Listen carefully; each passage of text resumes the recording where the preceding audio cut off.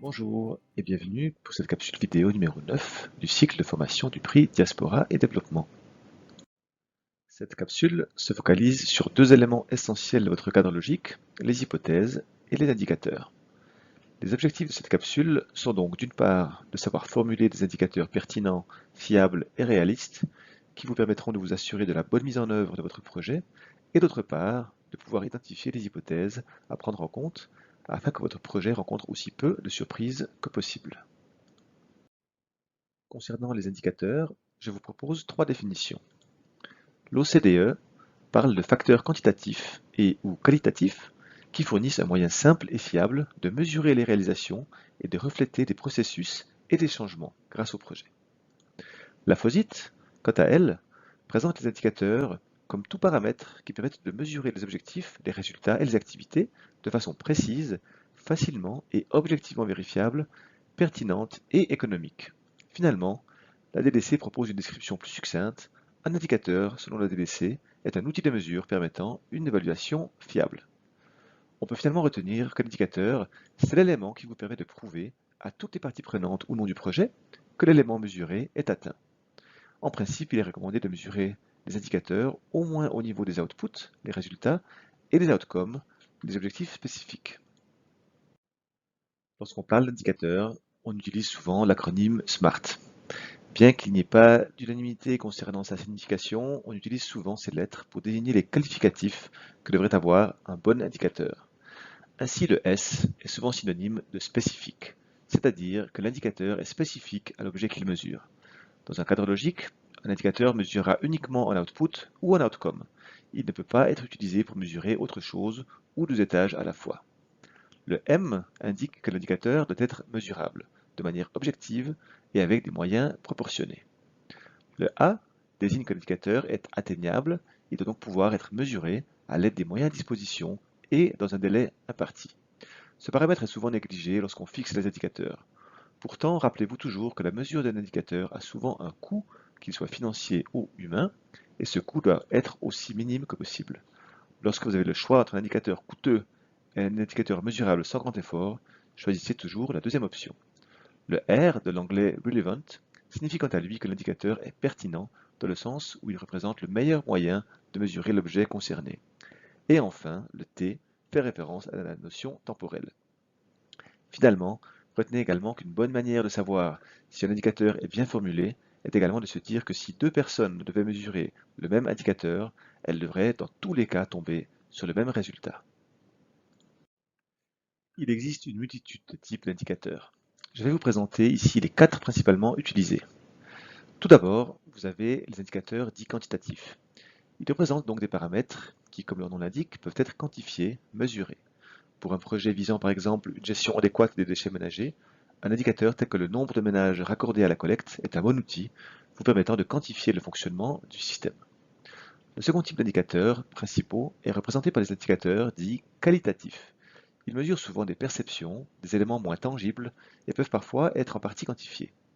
Pour reprendre l'exemple de la gestion des déchets, élaborer un questionnaire visant à connaître la perception par la population de la propreté de son quartier ou de sa ville est par exemple un excellent indicateur qualitatif qui vous permet de suivre l'évolution de ce paramètre si vous le renseignez avant le démarrage de votre projet, puis à son achèvement. La troisième catégorie d'indicateurs est rencontrée moins souvent de par sa complexité. Il s'agit des indicateurs composés.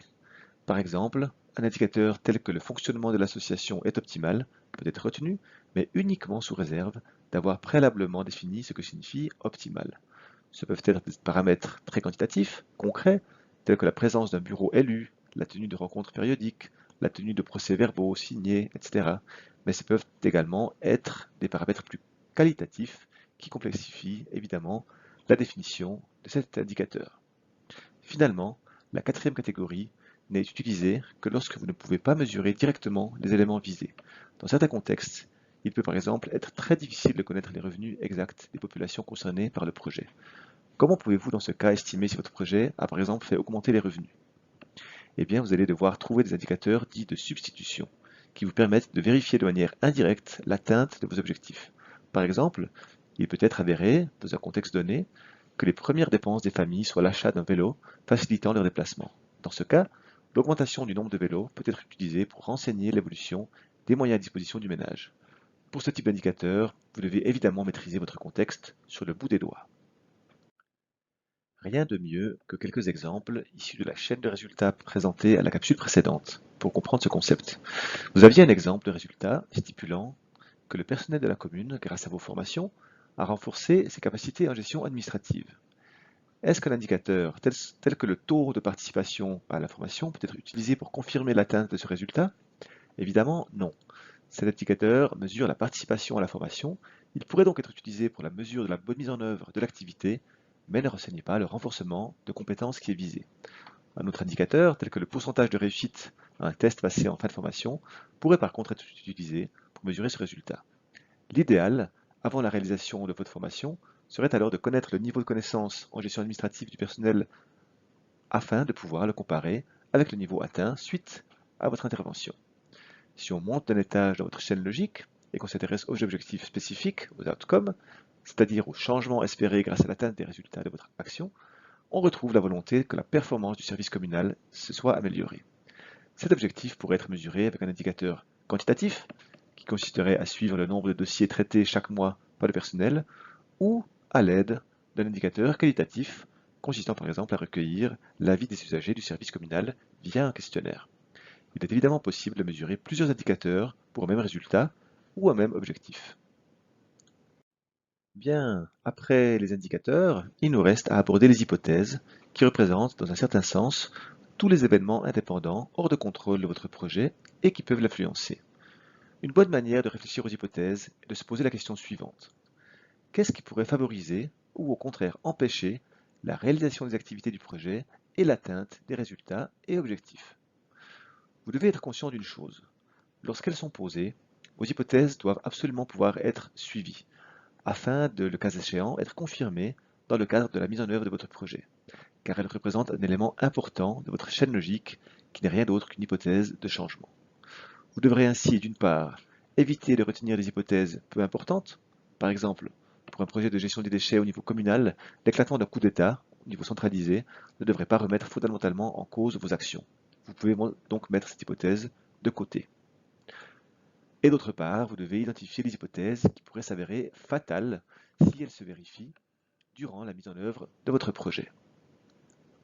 Si par exemple vos actions visent à lutter contre les maladies liées à la mauvaise qualité de l'eau dans un contexte où l'hygiène fait défaut, vous ne pourrez pas vous contenter de creuser des puits en faisant l'hypothèse que l'eau collectée restera propre jusqu'à sa consommation. Il est au contraire très probable que vos actions auront permis un accès à une ressource en eau de qualité, mais qu'elles n'auront au final aucun impact sur la qualité de l'eau consommée et donc aucun impact sur les maladies diarrhéiques.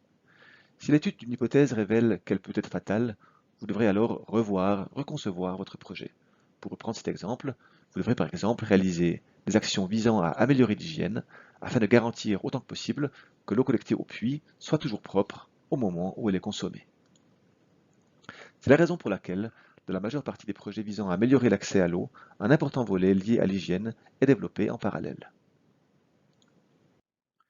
Vous voici donc arrivé à la fin de cette capsule dédiée aux indicateurs et aux hypothèses. Et dans la prochaine capsule, numéro 10 du bloc 2, la dernière consacrée au cadre logique, nous verrons comment en vérifier sa qualité et sa pertinence. Avant de visionner la prochaine capsule, je vous invite à tout simplement poursuivre l'établissement de votre cadre logique en posant les hypothèses et les indicateurs pertinents pour votre projet. À très bientôt!